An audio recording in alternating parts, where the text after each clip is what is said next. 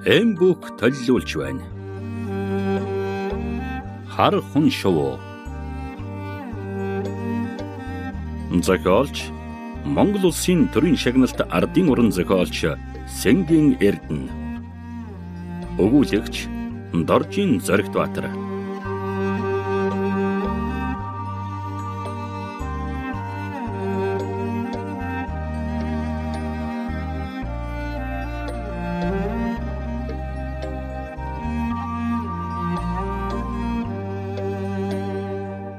Нэг Балчир ахуйн нас. Миний төрсөн нутгийг сэрүүн галттай химээм үе.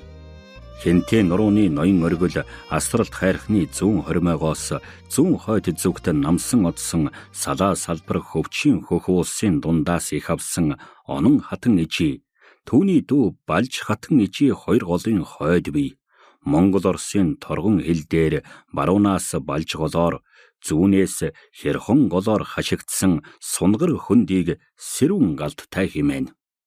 Хөндийн эхэн талд сэрүүн нуур, дунд талд хэлийн араас орж ирсэн галттай гол байна. Урд талд нь араараа буюу хөндөй тийш харсан талдаа намжаа ойтой намхан нуруу, хойд талд нь нарлаг дулаан ингэртэй архайж бархайсан асаг хаттай баян хан, галтхан хэмээх уулс байх бөгөөд ам сугнаас нь өч төчнөн горих булаг ундран урсна. Тэнхүү миний сэрүүн галттай гоо үзэмж баян тансхаараа наддаа лав Шамблын орон аж ахуй. 1948 онд буюу 19-т цэргийн сургуулийн сурагч ахуйдаа бичсэн анхны шүлгүүдийн нэг нь төрсөн газар гэдэг шүлэг байв. Өндөр буурал хинтийн уулсын хооронд өргөн дуйлам хээрийн ногоон бэлчээрт булгийн тунгалаг ус бориглон ундрах газар навчид шууй шуугсан нарлаг динжийн бэлд буурцагтай шарилжаар бүрхсэн буянтай аавын бууц бий. Чээгтэйхэн зуны өглөө борооны ман цайраад цэцэгтэйхэн нугын дунд болжмор шуу жиргэн. Ногоон навчийн дээгүр шүүдрийн дусал бунжигнөөд намуухан салхины аясаар шимтэй ногоон ганхан. Цээл нуурын зэгсэн дунд нугсны дэгдэхэ ганганан цэгэн тэнгэрийн хаягаар нь үүс цайран нүүдэллэн. Малчин залуус эртлээд ман доогуур давхилдаж хөхөл дилээ намируулан хүлэг мордн янцгаан. Хөрөн бүргэд шивээлсэн хөвчийн хөх байцс минь элгэн дээрээ торниулсан их болсон нутаг минь хорвоо ертөнц дээр хөрсгүү санагдах юм. Хотол түмний дунд ижилгүй хайрлагдах юм. Аштын энэ нутаг минь амгалан инх ор шиг ариун тэнгэрийн нар шиг ардын зүрх халуун байг. Нутгаа санах сэтгэлийн өвчнийг ностальгия гин. Би бүр багасаа тийм өвчтэй нэгэн билээ. 60-аад оны сүүлхнээр тийм нэртэй нэг бяцхан өгүүллэг бичсний минь 81 онд Улаанбаатар хотод болсон олон улсын зохиолчдын уулзалт дээр Английн нэг монголч бүсгүй орчуулснаа уярлын дуугаар уншиж билээ. Уянгийн өгүүллэгийг тийм аясаар уншдаг эрдэм ганц англих ч биш биз. Нас ахих тусам тэр ностальгия өвчин сэдэрнэ. Зүгээр нэг хотын гудамж чөлөөгөөр явж байтал юунаас ч юм гинт багын явдал дурсагдан 10 хүрээгүй насандаа цэцэгт намрын ихээр ээжтэйгээ хоёул сэрүүний голын цуслангаасаа галттай голын өвөлжөөндөө очиж явсан минь дүрслэгдээд ирнэ. 60 хэдтэй эрдэнэ хотын шуугаант гудамжаар биш.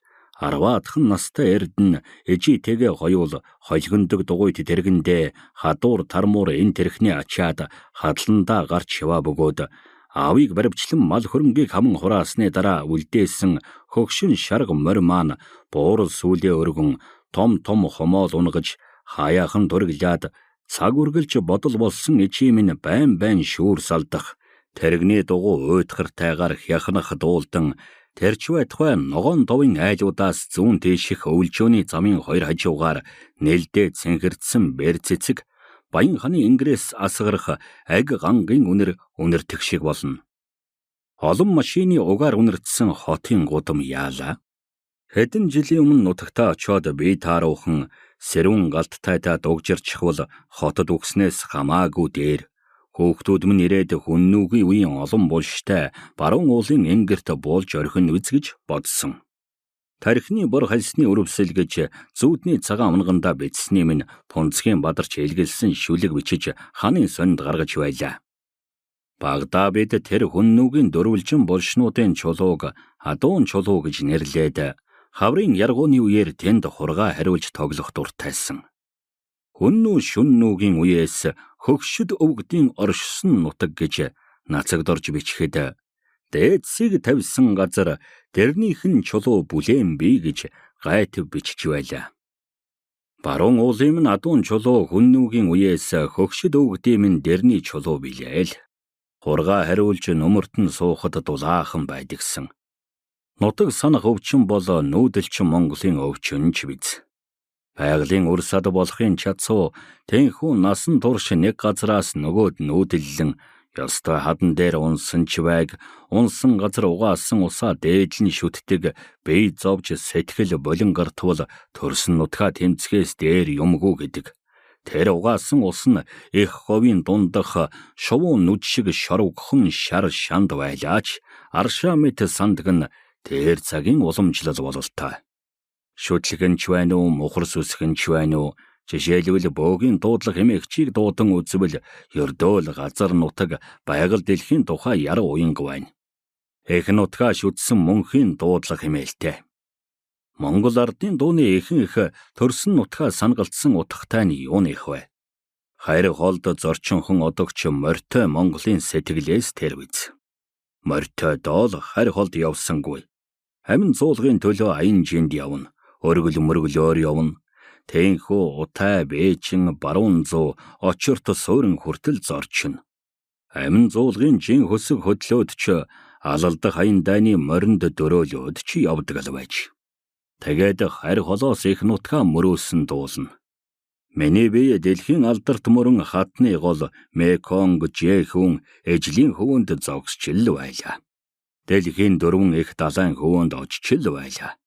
Тэр бүрдээ сэрүүн галттай нутаг минь цэнхэрлэгчийн хаах нуур вэ гэдэг дууны үг санаанд орно. Хөвөөгөөрөө нарийн шар зэгстэй, ногоон зөөлхөн замагт бүлээхэн устай сэрүүний горих минь ямар ч их мөрөн далайгаас илүү санагдах нь учиртай. Мөнөөхөд тархины бор хальс өрөвссөн зунаа би сэрүүний довын цуслангийнхаа бөөрөнд өдөржин байж билээ. Нэгдэлж хөдөлгөөн гихчэд автаж эдээшсэн нутгаа орхин нүүхээс өмнө буюу ховын аж ахуйтан бүтэн бүлээн байсан цагт энэ сэрүүний довд тус бүрдээ холтсон дээвэрт хар модон байшин сарвч үхэр малын шургааган хороо бүхий хорио тайл цустагсан. Гэтэл өнөө тэр олон айлын уяаны шонгуудал сэрээлдэн үлдэжээ. Бүрээдүүд уяагаа цэрэг гэж нэрлэн хусан модоор үзүүрийг гойж хээлэн газарт гүн бат зоодог учир бүрээдийн тэр цэргийг унгах хамаргүй. Хун шувун гарвалтай хус модон цэрэгтэй бүрээд билээ би. Сэрүүнийхээ голын хөвөөнд гүйрэн суулаа. Ухаан бодол нэг л дэндүн. Хотод амар жимэр сууж чадхаа болоод нутгаа тэмцэн ирсэн бөгөөд юунд чим өөхөх тухай санаа цухалцах нь жигтэй. Ёр нь ингэж амьд яваад яах вэ гэх санаа тархинд байн байн орж ирээд нутгийн салхиар хүртэл хэн нэгэн өгсөн чин дээр гэж шивнээд байх шиг. Жаргал биш, зовлон ч зовлон биш болох хямралын аим шигт үе хаяахан тохиолддгийн нэгэн байлаа. Өдийн наран төөнсөн халуун өдөр би хий юм үзээд байх шиг. Тэваажинд хүрэх онсны минь баатар дархан гунын дамдин өвөө бууцанд нь битүү ургасан луйл дотроос бүгтэр нуруугаа үрээд ирж явах шиг. Тэр хадан гэртээ харихын өмнө үнэхээр зөнөөд ундаг дугуй буюу самхаатхаа хийн гэж жигтэйхэн дээгхэр тэр хийснээр нь хүүхдүүд бид тоглодогсон. Бэ хувцаа тайчиж чармай нүцэглээд сэрүүнийхээ голын усанд орж хэвтлээ. Усны ёроолын зөөлхөн замаг хөл гарт орооцолдоод урсгалын аясаар арсыг эрвэгнүүлэн гжигдэнэ. Багада зуны халуунд өдөржин ингэж хэвддэгсэн. Бэ махалж сул байсан бейт биш борц шиг туранхай хөх бейт 13 хүү болон хувирлаа. Нүдний өмнө улаан цэнхэр толбос судалт эрдэнсийн жигүүрт эрвээлжнүүд наранд гялтган усны мяралзах мандлыг шүүрэн болон нисэлдэн. Усны ёроолын шаргал хайрга дээгүүр эрээн зоотой могоо жараахайнууд заламгаагаа эрвгнэвлэн хэвтэн. Би ганцаар биш санжмаатайгаа хоёулажээ. Мөнөөх усны замаг гэнтэд замаг биш мөн 10 хэдтэй цагаахан биетэй санжмаа болж хувираад биед минь хүрэн болон байна. Эремийн хүүсний сэрхүү дөнгөж сая мэдрэгдэн ах үед торгомсог зөөлхөн биетэй цагаан шархан санжмаа минь тэнхүү хүрэлцэн болон байсан шиг гэгэн гэрэлт багнаснда би ховлон төржээ. Цагаан шар царайтай ногоовтор нүдтэй хонгор үстэй хөөхөн ааштай охин юмсан. Хэдэн жилийн дараа тэр минь өндөр ханд нас барж үлээ. Хожим би ийм нэг шүлэг бичсэн юм. Хаяа хөөрхий 10хан долоотой, алгхан нүдтэй, алиахан зантай, аймрууланхан дүртэй, амаргхан сэтгэлтэй санжмаа, миний санжмаахан. Магхан залуугийн цэнгэл юм уу да, байцхан өндрийн цэцэг юм уу да, бардамхан зүрхний цэцэгч юм уу да, санжмаа, миний санжмаахан. Үдшийн бүрийгээр үүрийн гэгээнээр алтанхан бөгжийг чинь амандаа нуугаад амьсгаа тараад атринхан хэвтдэгсэн санжмаа, миний санжмаахан. 17той амаргхан санжмаагаа өндөр хан дээр өнжинхэн инхрийлээд баатархан хотыг браатсан юмсан санжмаа, миний санжмаахан. 30-аад насны минь гонигхан гэвэл алтанхан бөгж чинь авдарт минь байвч хонгор би чинь хорвоод байхгүй санжмаа, миний санжмаахан. 1962 он.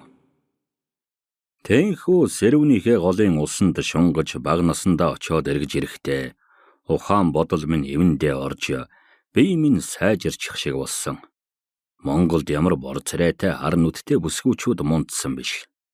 Гэтэл би хожим бас л цагаан шар царайтай ногоо нүдтэй хонгор үстэй эхнэр олж авсан минь 40 хэдэн жил ханилсан хань 4 хүүхдийн минь ээж 10 халуун ач зээ нарын минь эмээ.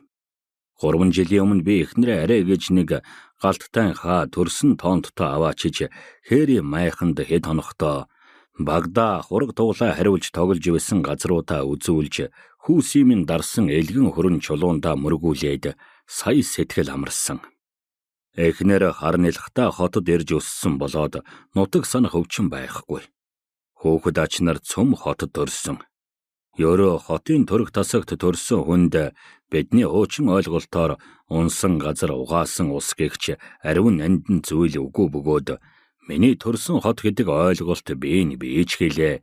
Тэр нэг л Монгол биш, нэг л хөндөй шигхэн үг билээ. Одоо хүүхэд ач нарынхаа зармийн ч гэсэн сэрүүн галттай аваачиж үзүүлэх юмсан.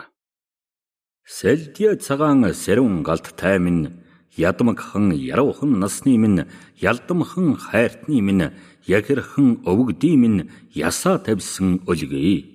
Хүннүүгийн болшнуудтай хүүсийг минь дарсан чулуутай хүнийл хүүгийн хөрн зүрхэнд холбоотой.